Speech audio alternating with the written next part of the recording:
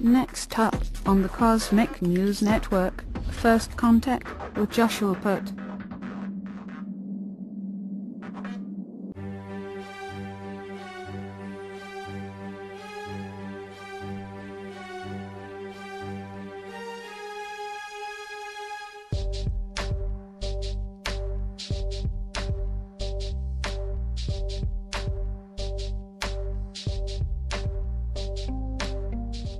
Good morning, Earthlings. How you doing today?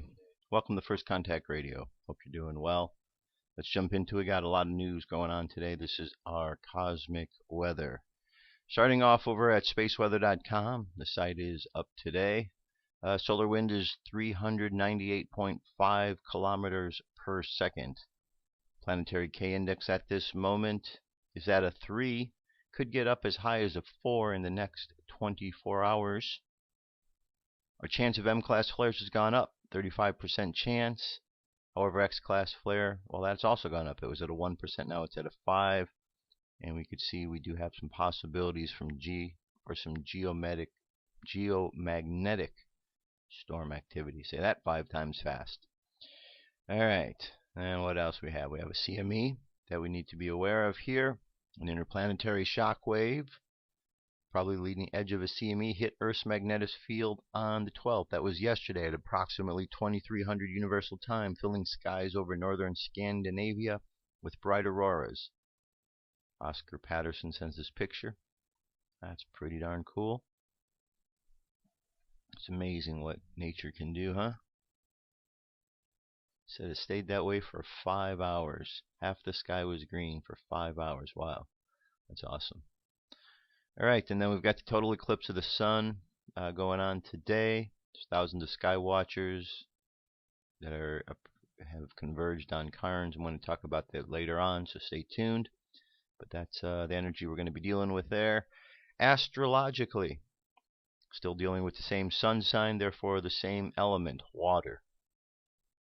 The idea of Scorpio is about dealing with things that are buried down deep. Things that are buried down deep. That's the whole idea. So when things are buried down deep or down deep under the water, we don't always know what they are. Things come up. They could be good. They could be bad. They could be light. They could be dark. They could be a variety of things.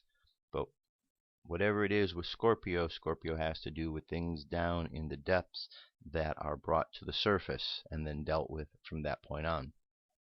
All right. So that's what's going on now. Scorpio, remember, water. Water is emotions, feelings. Water is also how things move, so you can use it as an indication of activity. Water can be really still. It can be still and calm. It can be still and stagnant. It can be moving. It could be rushing. There's a lot of things water can do. All the elements have the same different kind of qualities of things that they can do and ways that they can move, but different ways because of their element in nature. All right, now we see we've got the solar eclipse going on here with the moon in Scorpio. Moon in Scorpio. So we've got sun in Scorpio, moon in Scorpio. Scorpio's a tarot card of death, so with both sun and moon in Scorpio and a solar eclipse taking place during this time, I would say that there's a lot of opportunity to cleanse and heal a lot of stuff from our past, because the sun, the solar eclipse, brings an additional amount of energy that shines, and it accentuates the particular house where, for in this case, we've got Scorpio. So where Scorpio is in your house, there is more effect, or you will feel the effects in that particular area of your life because of how the energies all work themselves out. So that's what we got going on there, an opportunity to cleanse stuff from the depths. Additional light shines on them, and we can deal with them. So it could be a good healing day as well. But remember also, in the midst of all of this, we're in the middle of a Mercury retrograde all the way until here, the 26th. So pay attention to what you say. Don't jump to conclusions. Don't sign any contracts, rule of thumb, the basic stuff. All right, that's our astrology for today. Sun sign, moon sign. Our moon phase, as we can see, is we are at a new moon. We have arrived. 0% full at 8:08 a.m. Los Angeles time. And the Mayan Oracle, we're at a cosmic tone day. Cosmic tone day is the end before we jump to the next moon. Next wave spell, Next wave spell starts off following the same pattern, same order. So today is a moon, which is the 9th symbol. Tomorrow, it's the 10th symbol. And that 10th symbol is the dog, which happens to be right here today. The dog will be the head of that wave spell. But that's not till tomorrow. So for right now, we're at the cosmic, because of the cosmic 13, cosmic moon, guided by the Skywalker. There's the cosmic position, getting ready to jump off to the next phase. Phrases I endure in order to purify, transcending flow. I seal the process of universal water with the cosmic tone of presence. I am guided by the power of space. On the Gregorian calendar, it is the 13th of November. It is Tuesday, 2012. Okay, 38 days is our count. 38 days till December 21st. 38 days left in the closing out of this cycle. So remember, when things close out, a cycle closes out, there's always some sort of activity or routine that takes place. Just think about in your life how events close out. When you close out an event, let's say you're going on vacation. Before you go, you close out the cycle of being at home to start the next cycle on the road. So you make sure the windows and doors are locked. You go through a routine. Okay, if you're playing a sports event, sports game, you got the last quarter, the closing out of the game. There's some additional strategies that go on. On and on in life, we can look at it. Whenever there's a closing of a cycle, closing of a phase, winding up of a project, there's always a lot of activity at the very end. We're at the last 38 days, henceforth all the activity. Now, I've been playing stuff by Nostradamus, Edgar Cayce, all kind of different individuals who have talked about the Mayan calendar and the dream spell, from Jose Arguelles to Carl Kaliman to John Major Jenkins and so on. So there's a lot of information out there. What's going to happen? Well, with this eclipse, with all of the energies out there, all I could say is pay attention, because this is a good, powerful time of change for all of us. So for today's piece, I'm going to play another bit about Edgar Cayce. This is different than the one from yesterday. These are multiple parts. This is Edgar Cayce, Sleeping Prophet, part 1. Here we go.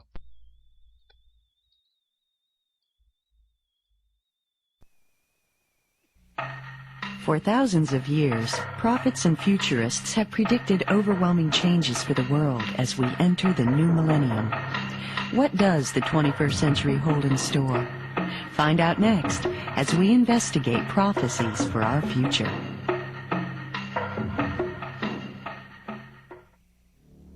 The 21st century, the beginning of a new era. We stand at the threshold of a time filled with rapid change, uncertainty, and monumental possibilities. Visionaries have pointed to this time as a turning point for humanity. One such man was the American clairvoyant Edgar Cayce. From holistic healing to spiritual development, the world that Edgar Cayce predicted is now emerging, inviting us to explore the new millennium. What will the future bring? It's a question we've all asked ourselves. Many prophecies, including those of Edgar Cayce, tell of mass destruction, causing a violent change in our world. These predictions easily stir up fear. But Cayce saw a far more gradual transition into the new millennium. His views suggest that the future is not predetermined, that perhaps the foreseen destruction will be delayed or maybe not occur at all. I'm Mark Thurston, and I'm here today with author and lecturer Rob Grant, an expert on the prophecies of visionaries, particularly those of Edgar Cayce. Rob, welcome to the show. Thanks for having me. Edgar Cayce made many prophecies that have gained public attention. What evidence is there that he had any ability prophetically? I think one of the most dramatic things, he foresaw the finding of the Dead Sea Scrolls some 11 years before they were located. He predicted the stock market crash in 1929. He foresaw the end of World War II, and he foresaw the use of laser light in medical treatments in everyday use long before the laser was even discovered or even named. So I think we've got a rich history of him being able to foresee events and things which are to come. Now, if we look at these prophecies about earthquakes and volcanoes, the outer earth changes, it seems like there are some errors or contradictions. At the very least, some of these things simply haven't happened. How can you explain these discrepancies? I don't know if they're discrepancies or not. I've often wondered that some of the prophecies may have been symbolic or metaphorical. In that when Cayce said the western portion of America would be broken up in many places, he may have been speaking to the south central Los Angeles riots, or another possibility is that humanity created an alternative future, because he said a handful of people sincerely praying and meditating for peace have saved nations from destruction. So it's possible that the negative end was averted. And the other possibility is, like you said, that Cayce's psychic ability may have not been that far-reaching. Like, he may have not been able to foresee accurately what was to come. And the other possibility is his time frame might have been off. Even though the reading may have said 1936 there would be a giant earthquake, it may happen 100 years from now, for all we know. I've interviewed several clairvoyants and psychics, and they've often said that it's difficult clairvoyantly to perceive things with time. They move into a dimension of awareness where time doesn't have the same meaning. It sounds like you're referring to that in the last point. Absolutely. Now, you travel around the country a lot, lecturing and doing seminars on times of change. What's on people's minds? What are their hopes and their fears? Well, it's interesting, because I'm seeing people from all walks of life seeking to know, first of all, why is it the world seems to be rattling to its foundations. A lot of people are in the midst of loss of job. The marriage that they thought would last for 40 years hasn't lasted. And on the other hand, though, they're having these spiritual emergences, I call them. They're having psychic dreams, or they've discovered a gift of healing. And so on the one hand, there's a lot of fear. People are wondering how to get through all of these things. But on the other hand, they're realizing that they needn't fear so much the outer earth changes so much as how to get through these the inner processes of change that everybody universally, from what I've seen, is going through. Now, one of Edgar Cayce's most famous predictions had to do with the 4 decades, 1958 to 1998, a time of crisis, of tumult. Do you think he was right about that, and where was it leading us? I think, the 58 to 98 period really represents a period of testing and crisis. If you look back and you see what we've gone through, like the Cuban Missile Crisis, the energy crisis, the Vietnam War, the Iran-Iraq conflict, I mean, there's really been a steady level of upheaval. But I really foresee that it's not going to continue to that end. That's where Cayce kind of differed from others, because he foresaw a more hopeful vision after this 40-year period is over. But he seemed fairly accurate in that regard. So he had the sense of a turning point near the new millennium. Yes, he did. He foresaw that after this 40-year period there would be a gradual, after having gone through this dark period, that the light would be incoming. And I think that that's part of this testing. Mm-hmm. Now, is there a single word or an affirmation that you say to yourself to try to keep yourself focused on the positive view? All is well. Those 3 words, even when all is not well, I have those 3 words. I put them on my refrigerator. Sometimes I use them as a mantra or as a meditation, to go in and just to think all is well. Those 3 words, a lot of times in the midst of uncertainty and change and whatnot, that has a calming effect on me. I think everybody would do well to develop something like that. But for me, all is well. Well, that's a great affirmation. It doesn't deny that there are difficulties out there, but it puts the emphasis back to a place where we really can be centered. Absolutely.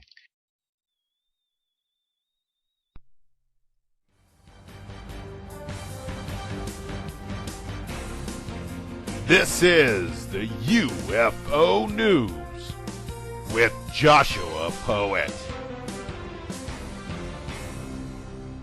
All right, Dirk, thank you very much. This is the UFO News for today. I have 5 stories, so let's get to them.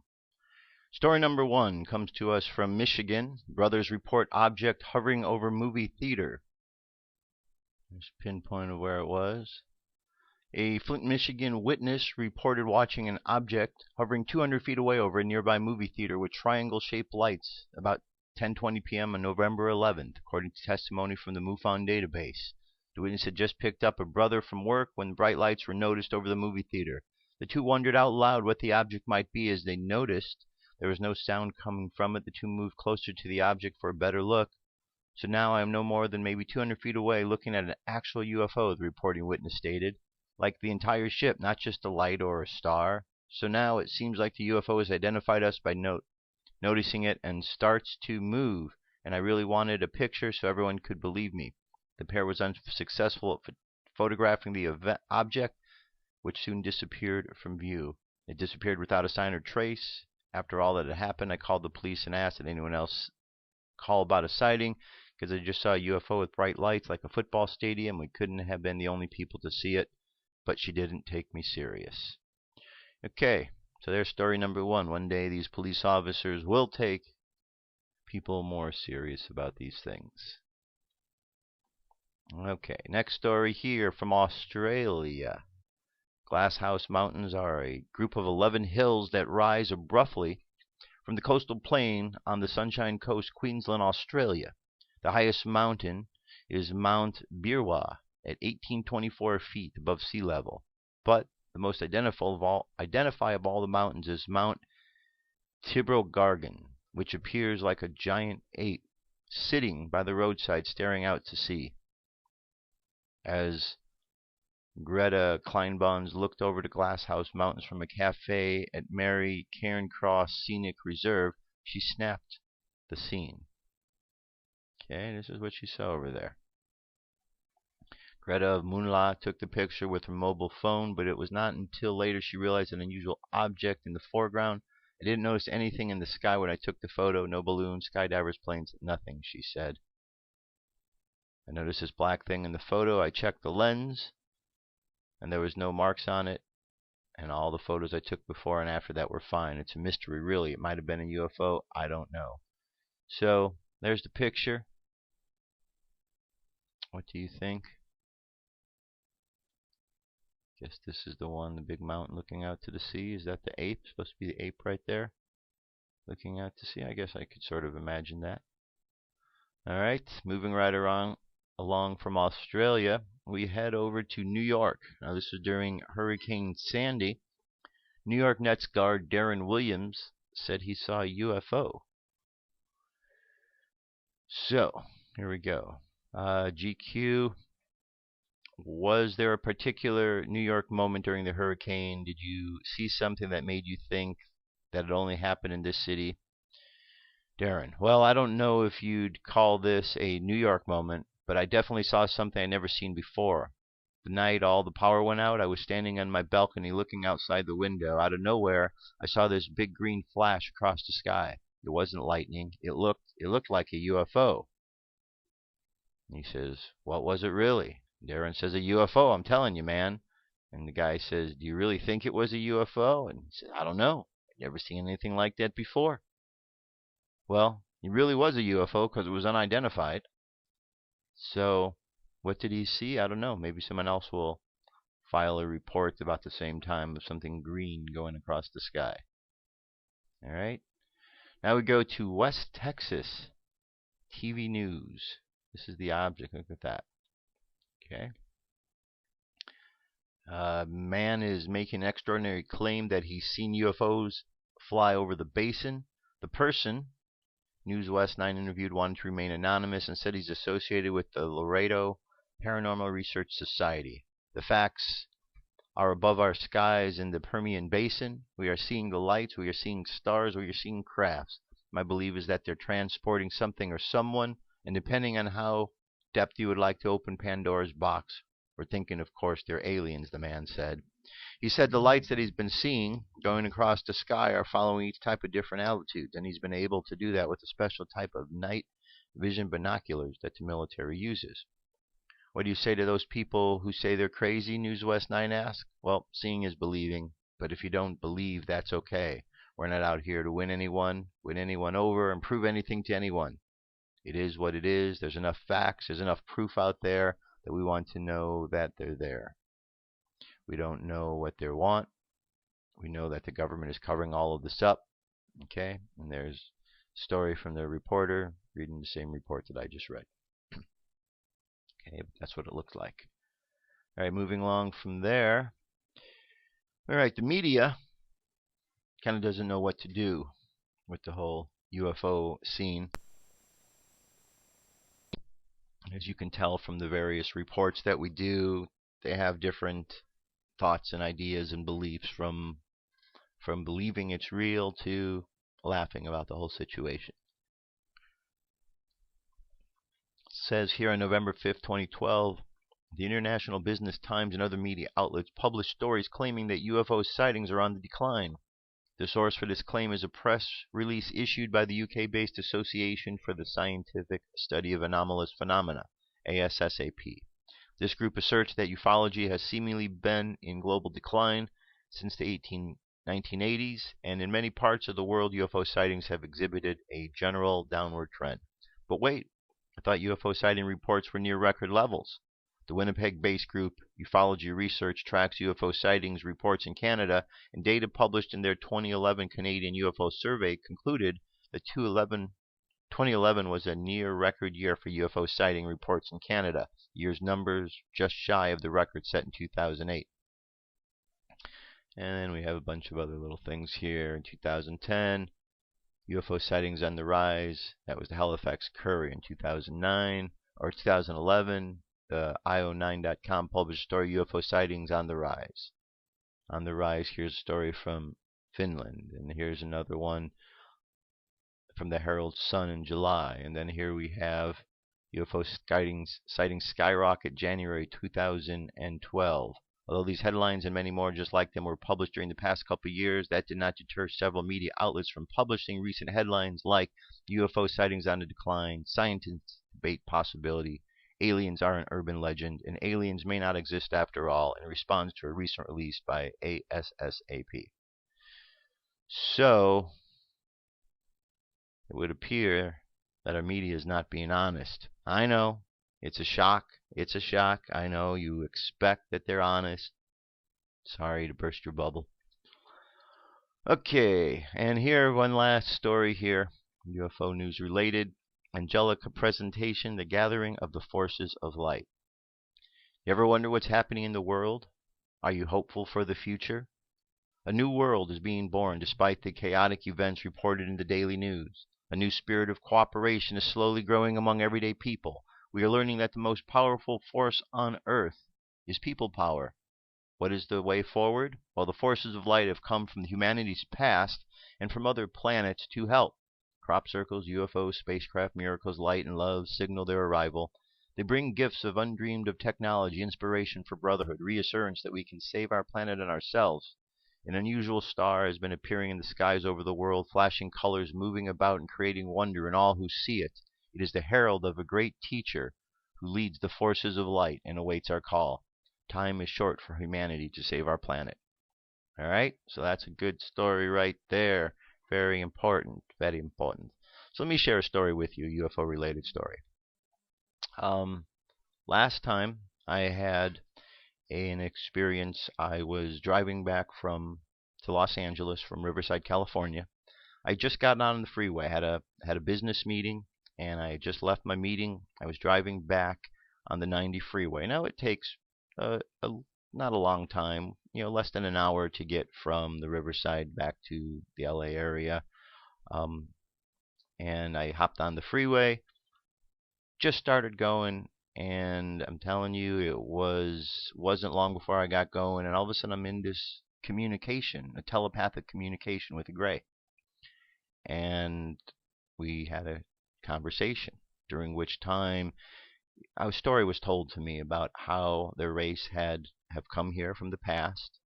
They're from our future or their past, and what they wanted to do was, part of them were here to warn us, because they, our ancestors, had messed with technology, of nuclear technology, and over the course of time, their systems, their bodies, they've had to adapt over years and years of time to be able to deal with all of the nuclear fallout that they had created. So one of the things that was also told me was don't believe that every one of their race is bad, that there are, just like other races, there are good guys and there are bad guys, and that some of them feel the way, like the one who was talking to me, that they want to help humanity, humankind, and there was others who felt differently.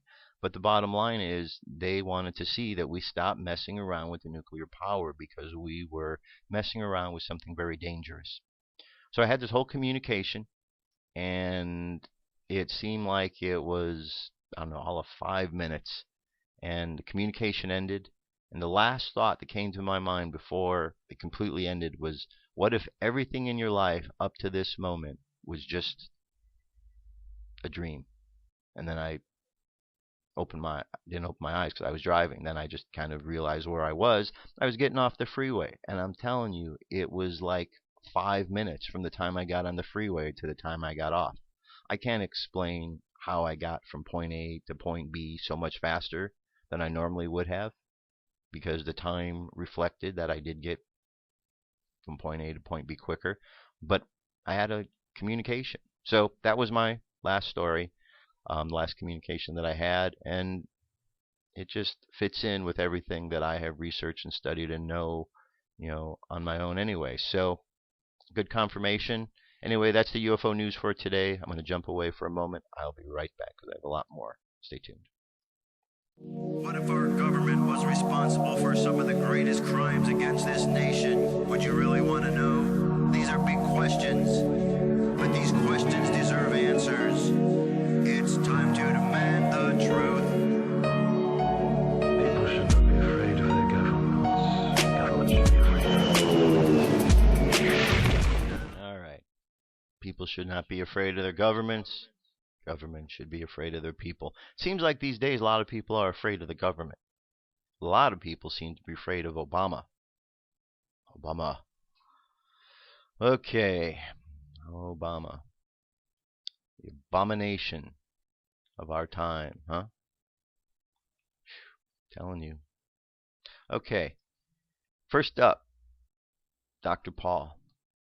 Abolish all price controls, let the free market function. This is his weekly report. Here we go.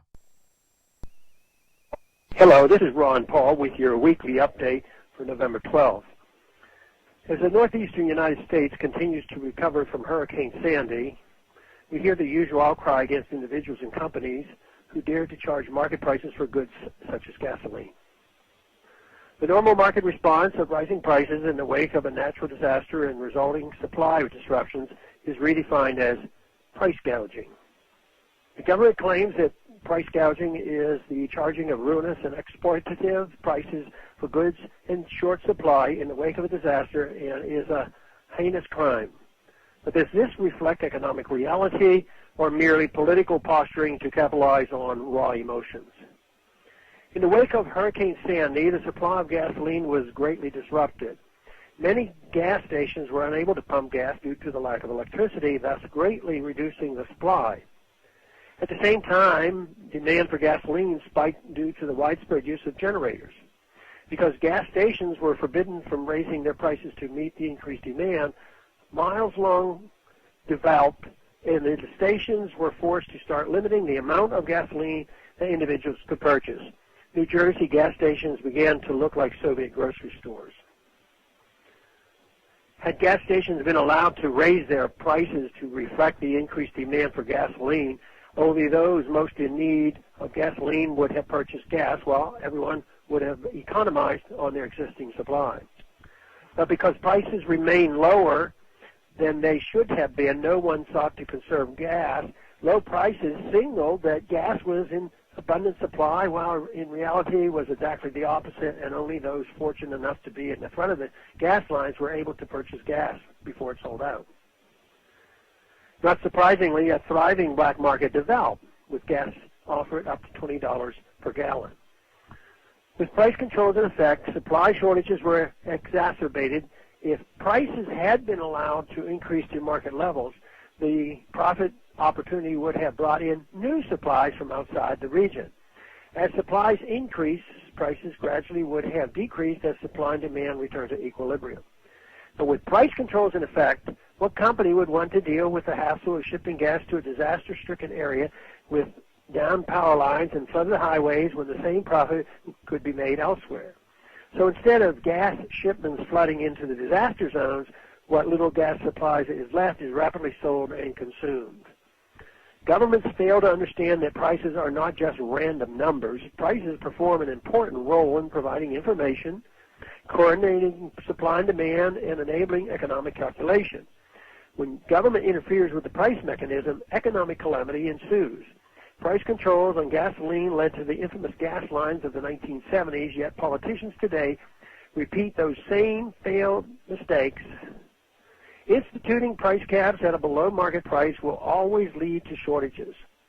No act of any legislator can reverse the laws of supply and demand. History shows that the quickest path to economic recovery is to abolish all price controls. If governments really want to aid recovery, they would abolish their price gouging legislation and allow the free market to function. Thanks for calling this update. The new update is placed on this number, 888-322-1414 every Monday. The written text can be found on my website, www.house.gov/Paul, under the heading Texas Straight Talk. Thanks for calling.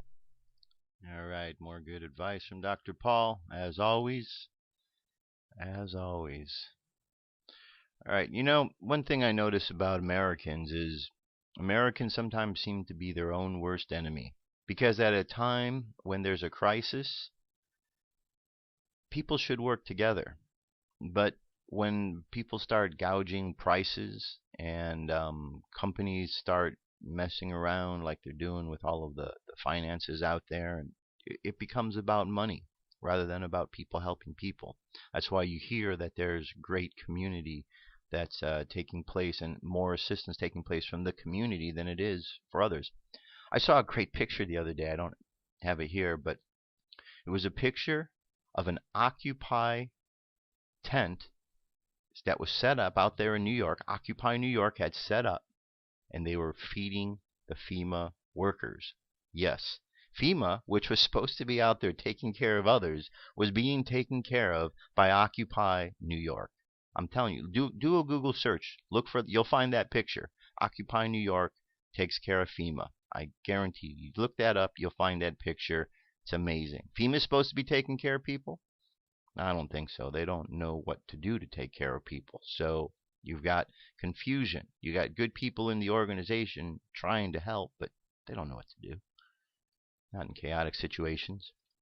Okay, so here we've heard of a lot of resignations lately. I've been talking about them, showing you some of them. One day after President Obama was reelected, Hillary Clinton, Secretary of State, announced that she would be stepping down from her position at the U.S. State Department after Obama's inauguration on 2013. Here's some other ones that's possible replacements for Clinton. John Kerry, Susan Rice, Bill Richardson, Dorn Dentalon. And then you go down and we could see here some other ones. We have Eric Holder, said that he is considering resigning from his position. And Janet Napolitano, Secretary of Department of Homeland Security, may be replacing Holder should he leave his post. We got shifting taking place in the cabinet. Here, Timothy Geithner could be replaced by Eric Schmidt, CEO of Google. Now, if that's the case, if Timothy Geithner is replaced by the CEO of Google,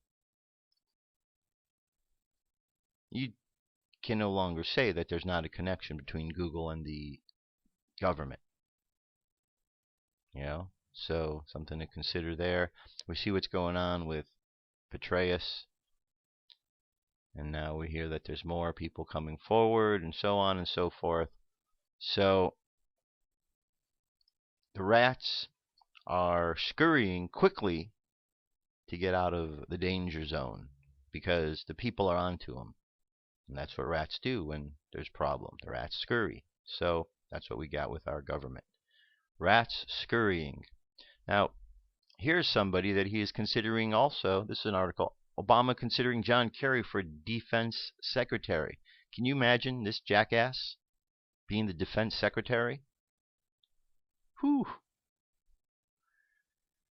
President Obama is considering asking John F. Kerry to serve as his next defense secretary as part of an extensive rearrangement of his national security team that will include a permanent replacement for former CIA Director David Petraeus. Although Kerry is thought to covet the job as Secretary of State, senior administration officials familiar with the transition team said the nomination will almost certainly go to Susan E. Rice, the U.S. Ambassador to the United States. So, again, not like they're putting good people in position. Have they gone out and have they asked somebody of integrity to fill these positions? I don't think so. They go to the other cockroaches and the other rats and they say, hey, one of the rats left the cage. We need another position, another rat. And up steps people like John Kerry, because that's what they do. The rats gather to cause more problems. Speaking of rats, TSA is the next story here. This is a story that comes from the Alex Jones channel. And it's a piece called Rematch, Texas versus the TSA.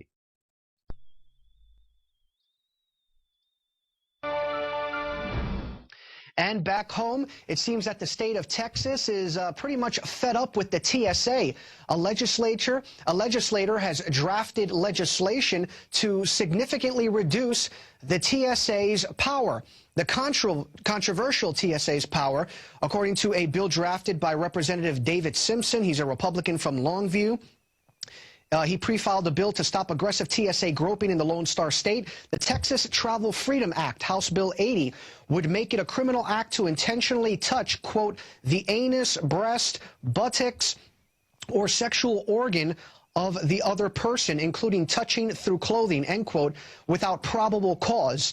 What in the world is probable cause? But so it's nice to see that we have a legislator in Texas who's a patriot. He's pretty much fed up with these gropers. We're not saying that all TSA agents are gropers. I'm sure the majority of TSA agents, I speak for myself, are good people, but a large minority are not. A large minority are not, and this is not based on hearsay. This is based on case after case after case of people getting groped. And recently, here on Infowars.com, on our website, we posted an article about how a woman was actually pulled aside because the TSA fondler said she had a bulge in her pants. I guess they thought she had a penis. I mean, and she obviously did not. But according to the TSA agents, they thought she did. They thought she did. They thought bin Laden was in her pants or something. It just goes on and on, whether it be her, Miss Universe. It's just ridiculous. So we also want to take this moment to remind you that next week, from November the 19th to the 26th, we are sponsoring, if you want to call it that, the TSA Opt-Out and Film Campaign.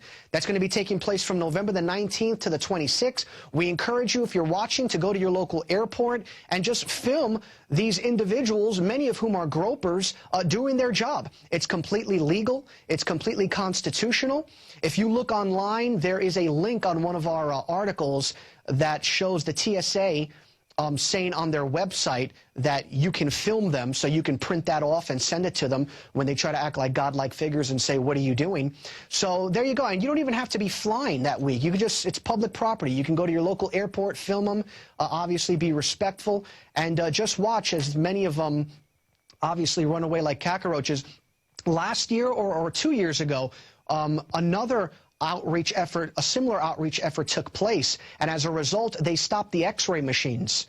They stopped the X-ray machines. So that was due to our previous opt-out campaign. So there you go.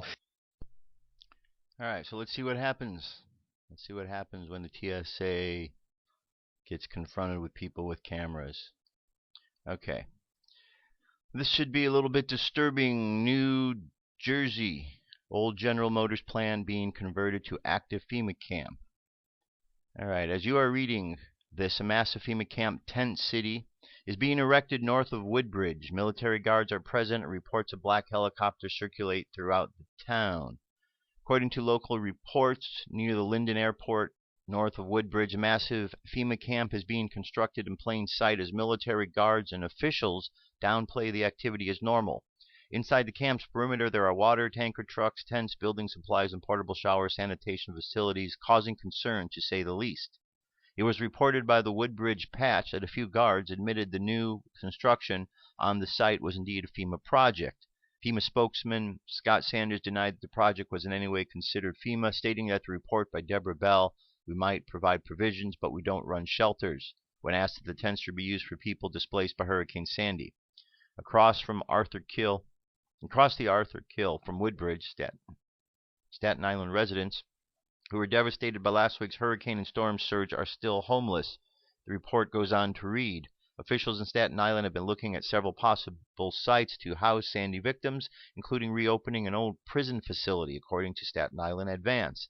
Sanders pointed out the Red Cross as a source for finding out what the tent city is for. The Red Cross did not return repeated phone calls. A spokesman in the office of Linden Mayor Richard Gerbonka said that the tents were used for utility workers from out of state who had flooded New Jersey after the hurricane hit. It is true that many utility workers were working in the central New Jersey area to restore power since last week, but in a conference call Friday, the last one of the Hurricane Sandy media updates, PSEG President Ralph LaRosa said that he expected the workers to begin leaving by Sunday or Monday. The tent city was put up only in the past few days, so it wouldn't seem needed for out-of-state utility workers whose emergency work was largely completed. The Union Office of Emergency Management also said that the tents were to house utility workers, but they too had nothing to do with it. According to spokesman Sebastian Dalia, as of Friday, 10% of the county still doesn't have power, so he wasn't anxious to see the utility workers leave before electrical service was restored. All right. Camp appears to be at an overflow of Staten Island residents that have been displaced from the storm, signifying the possibility of FEMA plans on relocating displaced victims out of state. However, a Linden police officer stated that it is for utility workers, but yes, FEMA is in charge of the camp facility. FEMA camps, FEMA camps, FEMA camps. You've been told about them for a long time, and guess what? If you end up in a FEMA camp, it's your own fault. Because you've been told over and over and over and over and over and over by folks just like myself, who have other shows. So if you go to a FEMA camp and you get treated badly, it's your own fault. If you go to a FEMA camp and you don't like the conditions there, and they don't respect you and treat you properly, it's your own fault. You have been told, you have been warned over and over. However, there are some out there, and you know who they are. They don't heed the warnings when they're being told. They're the same ones who will complain and will end up in these places and will end up in the situations that they don't want to be in. People need to pay attention. You can see part of the problem that we're going to have is there's going to be a portion of society that is going to believe what is going on, look into them, understand, listen to the warnings, and there are those who aren't. And it's always those who don't listen are always the same ones that are always in trouble, that need to be rescued, and so on and so forth. So, pay attention. It might not happen. Okay, this next piece right here, this is Mark Dice. You've heard his talks all about the Illuminati. Well, here he does a piece. It's not just about Justin Bieber, but about celebrities in general. Justin is in this, but listen to this. Justin Bieber, the anorexic-looking, estrogen-overdosed prepubescent pop star with the voice of a 12-year-old girl, was just talking about the Illuminati in a recent interview. What? Oh. Are you in the Illuminati or something? I want to be. This is a roll call. This is a shout to Hove. If you are interested, I would like to join. You could make me the new Rihanna or Rita Ora. Hove! Hove! Get in touch. I noticed that. I noticed that you'd like to Isn't cook. it so funny how many how many rumors are spread about how many people are supposedly in the Illuminati? Yeah. Like, everybody is in the Illuminati, supposedly. Let's do our special Illuminati handshake. Oh, you won't know. I'm not in the Illuminati. Save it for Rihanna. Guys. I also noticed that you like to cook. I saw you cooking with One Direction. Yes. I saw that. Lying around. This just goes to show how many people are catching on to the Illuminati symbolism in many of these popular musicians' videos. But unfortunately, many of the brain-dead zombie fans actually think it's cool and see the power of the Illuminati being very appealing. And they like the message that they're satanic scumbag Illuminati puppets from the synagogue of Satan are promoted. Now, I haven't seen very many Illuminati allegations surrounding Justin Bieber. Some people think that there's backwards messages in one of his songs, although he did do a collaboration video and song with the smelly skank from the sewer, Nicki Minaj. Nicki Minaj, I've done previous videos on, just go and look them up. And some people think that there's a brief scene when an all-seeing eye flashes on his shirt. But what is interesting is that about a week after Justin Bieber did this interview, noticing this guy's tattoo on his arm and asking if he's in the Illuminati, Justin Bieber himself went and got what some people believe to be an Illuminati tattoo on his forearm. What looks to be very similar to the mascot of the Bohemian Grove, the Illuminati's retreat up there in Northern California. And so this could be an attempt of him trying to get ink to try to become a man. But really, as far as Justin Bieber is concerned, in terms of the whole New World Order and the Illuminati, he really is just a puppet put up as the new symbol of masculinity. This is what a man is. A scrawny, anorexic-looking boy who's 18 years old apparently now, that really probably couldn't even do 10 push-ups or change the tire on a car. But you know, he's got a pretty voice. He can sing really good. Yeah, that's great. Justin Bieber's role in pop culture and being promoted by the Illuminati establishment as this false icon is really to continue the erosion and the destruction, if not the complete reversal, of the gender roles, as women are encouraged to be extremely aggressive, violent, to fight, to sleep around and get laid like dudes, as they encourage the total breakdown of the basic structure of relationships and of the family. Am I the only one that thinks that it's disgusting for many of these boy bands who consist of men in their mid to late 30s, when they have fan bases largely of preteen girls, when they're up on stage singing love songs to 6, 7, 8, 9-year-old girls, pointing out to the girls in the audience and singling them out? Some people might say that that's something like what a pedophile would do. Certainly is bizarre, if you ask me, in my opinion. Anyway, there you have it. Justin Bieber talking about the Illuminati. Again, showing how widespread some of these allegations are and showing that a lot of people are catching on. But again, a lot of people are catching on, but in the wrong way. They actually like the Illuminati. And this is part of the externalization of the hierarchy.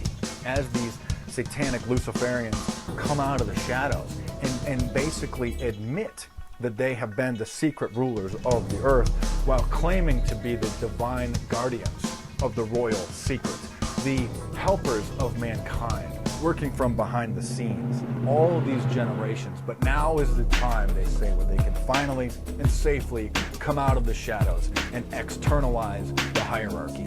And you can see many people, particularly the youth, strongly identify with the Illuminati and don't see them as the evil Luciferian puppet masters controlling not only pop culture, but of course politics, banking, these billionaire Bilderberg banksters over at the Federal Reserve.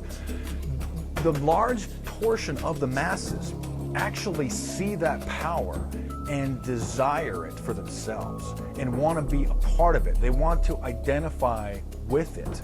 So they don't see them really as being evil. They actually like it because that power is very alluring.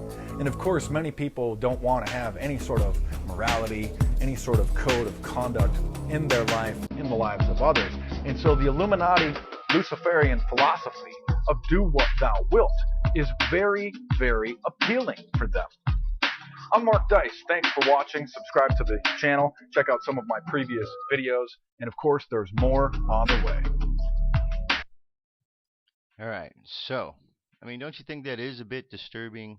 You know, what's going on out here in Hollywood is you got a lot of brain dead actors, actresses, musicians.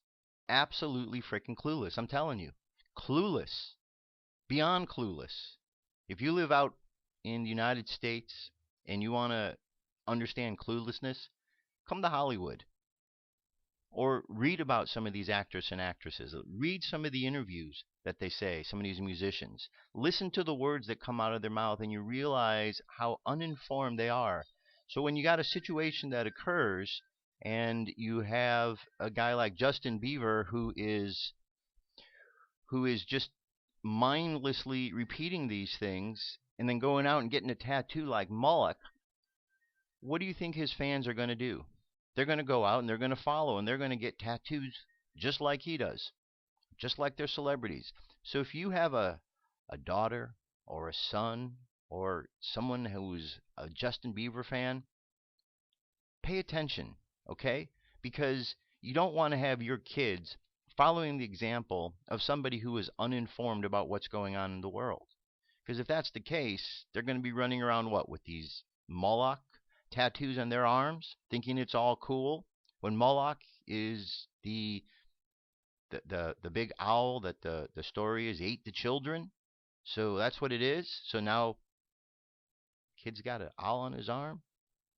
No, it doesn't make sense. It just shows how uninformed that kid is. That kid is being so used, and unfortunately his parents out there, they're just obviously not paying attention and don't really care about what their kid's getting into. Because if they did, Mr. and Mrs. Bieber, you'd be doing a little bit more, paying a little more attention to your son. Apparently, you really don't care. So as far as your parenting skills in that regards, I think you need to do a little bit of soul searching to find out where you went wrong and why you've got a kid that's out there that is so brain dead that is willing to pass a satanic ideal out to the rest of the world.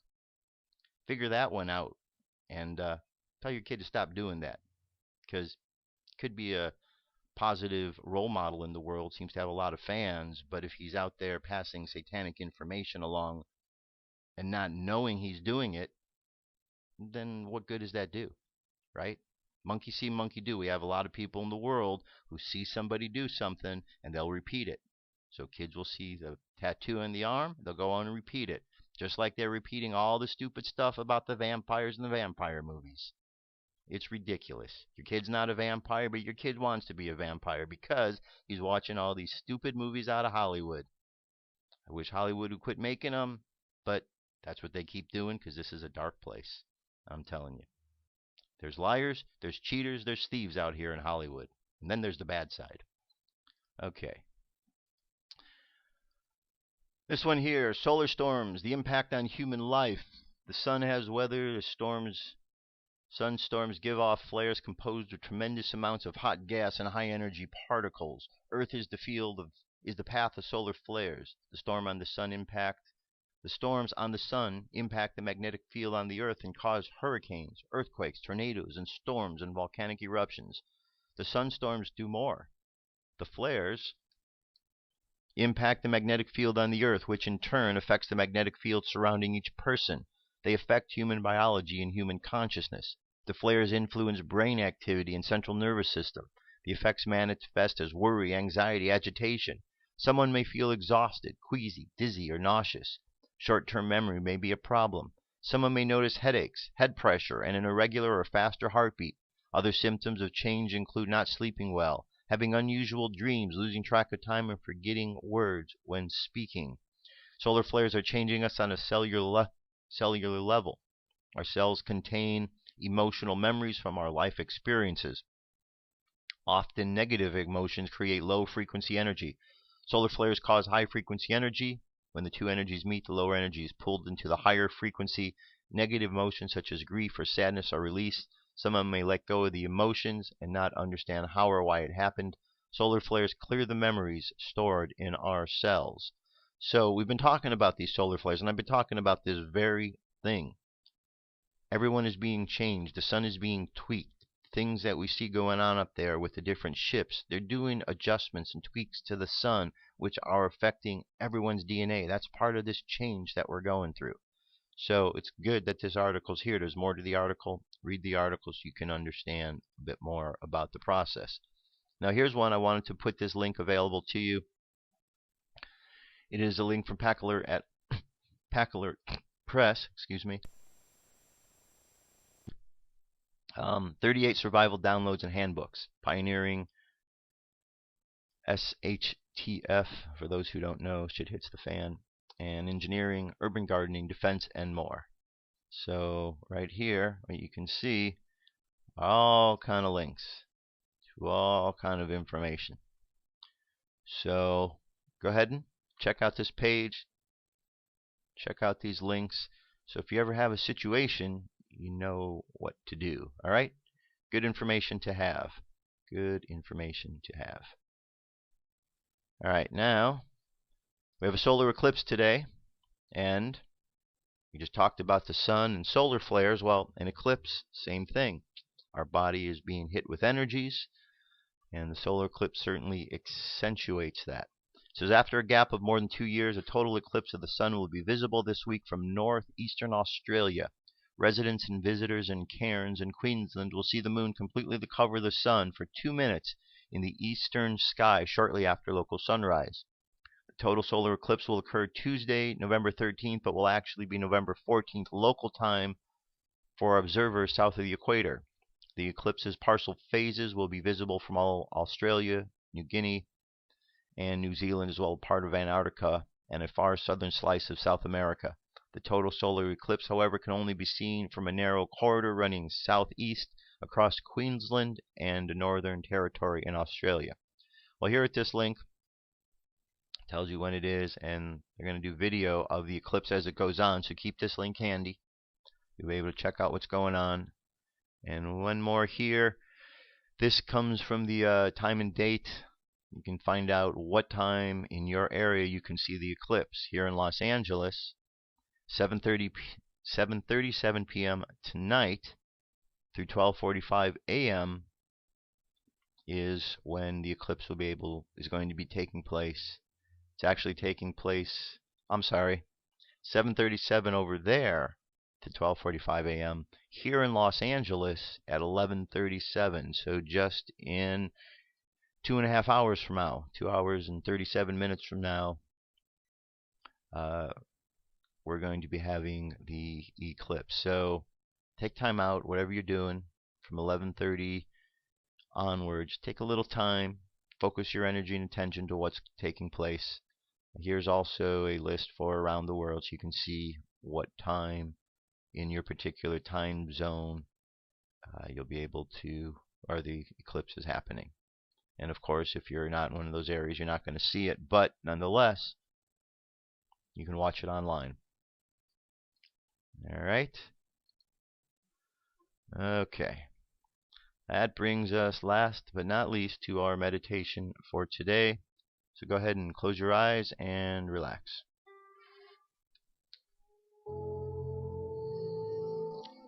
All right, take a deep breath. Exhale. So imagine that we're walking down a path. And as we're walking down this path, we're seeing others walking along. And we see people walking in different directions.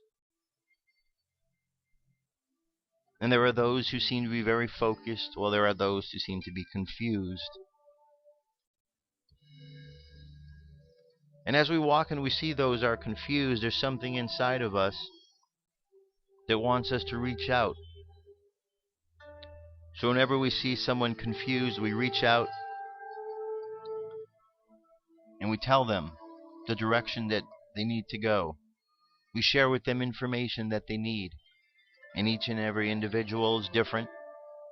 So as we pay attention to what they are saying, and we provide the information, we assist in the process of clarity.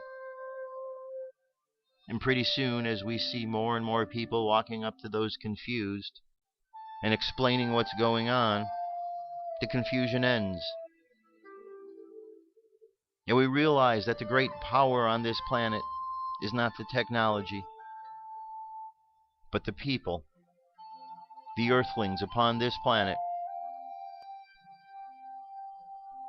who are the greatest technology of all. And when the earthlings finally understand how to operate all of the buttons and controls in the spacesuits that they wear, they realize, we all realize, that the greatest technology exists within each one of us. And as we honor the technology that we are, as we come together and help get past the confusion, we all walk down the path effortlessly, focused,